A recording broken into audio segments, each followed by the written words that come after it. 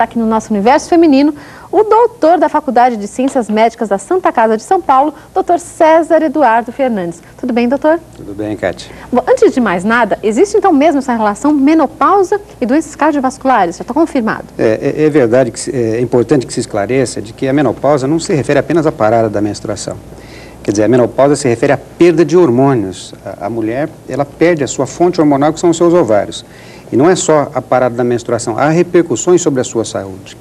E uma das repercussões mais importantes que as mulheres precisam saber são as repercussões sobre o seu aparelho cardíaco, sobre o seu aparelho cardiovascular, o que implica com que elas tenham efetivamente um risco maior para doenças cardiovasculares, ou seja, para infarto do miocárdio e para derrames cerebrais. E dá para a gente comparar homens e mulheres, assim, quantos homens para quantas mulheres que sofrem de doenças cardiovasculares? Isso, os homens são sempre mais vitimados por infarto do miocárdio, pelas doenças coronarianas, do que as mulheres. Quando nós comparamos a incidência entre homens e mulheres, nós observamos que até mais ou menos os 50 anos, quando as mulheres têm a sua menopausa, até esta idade, homens têm cerca de 6 vezes mais infarto do que as mulheres. Se nós formos a qualquer UTI e observar a incidência de infarto do miocárdio, nessa faixa de idade é muito mais homens do que mulheres. Depois da menopausa, com a perda dos ovários, da função ovárica, com a perda da produção dos estrogênios, as mulheres então passam a ter mais infarto. Ou seja, essa incidência que era de 6 para 1 passa a ser de 3 para 1. E se nós formos mais adiante, ao redor dos 70 anos de idade, essa incidência passa a ser praticamente de 1 para 1. Bom, já que a menopausa faz com que o corpo da mulher não produza os hormônios, a reposição hormonal não seria a melhor saída? Sem dúvida. Eu apenas queria ilustrar, porque senão pode parecer muito vago, quais as razões, por que a queda de hormônios leva a doenças cardiovasculares? Uma das principais causas da doença cardiovascular é a arteriosclerose. E a arteriosclerose nada mais é do que a deposição de gordura na parede dos vasos, que ficam mais enrijecidos e ficam mais fáceis de serem obstruídos ou entupidos, ou seja, impedir a passagem de sangue. As mulheres, depois da menopausa, quando caem os seus hormônios, quando caem os estrogênios, como nós chamamos, elas têm um aumento dessas gorduras sanguíneas circulantes, em particular do colesterol.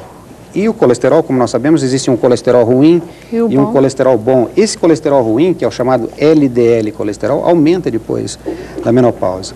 As mulheres, depois da menopausa, têm vasos mais rígidos também, têm mais tendência, tudo pela falta de hormônios, tem mais tendência a ter hipertensão arterial, mais tendência a ter diabetes, mais tendência a engordar, mais tendência à vida sedentária. Então, tudo isso, grande parte disso atrelado à falta desses estrogênios, tudo isso contribui para a maior incidência do infarto do miocárdio entre as doenças cardiovasculares. Agora, a pergunta que você me faz é muito importante. Nós estamos descrevendo um quadro que, em princípio, parece ser desastroso, quer dizer, as mulheres depois da menopausa... Parece que não tem saída nenhuma. Não tem saída, estão condenadas a essa má sorte pela sua falta de hormônios? Não. A sua pergunta enseja com que nós possamos colocar com toda clareza de que a reposição de hormônios abranda muito esse risco. Quando nós comparamos mulheres que não estão fazendo reposição hormonal com mulheres que estão fazendo reposição hormonal, a incidência de doença cardiovascular, de infarto do miocárdio, cai mais ou menos na casa de 50%. E se nós elegemos mulheres que já tiveram infarto do miocárdio, mulheres que já têm obstrução coronariana, essas mulheres são as maiores beneficiadas da reposição hormonal. É curioso que no passado dizia-se o seguinte, a mulher que teve um infarto do miocárdio, essa está proibida de tomar hormônios. Não, essa é a que mais precisa tomar hormônios. O benefício de redução de mortalidade de um novo evento coronariano, de um novo infarto do miocárdio, cai para 70%, comparado a mulheres já infartadas, com outras igualmente infartadas, as que tomam hormônio têm essa redução sensível de mortalidade. E um outro fato que eu considero relevante, o que mais mata as mulheres depois da menopausa é justamente o infarto do miocárdio, as doenças cardiovasculares. 50%, para ser mais preciso, 53% das causas de mortalidade após a menopausa se devem à doença cardiovascular.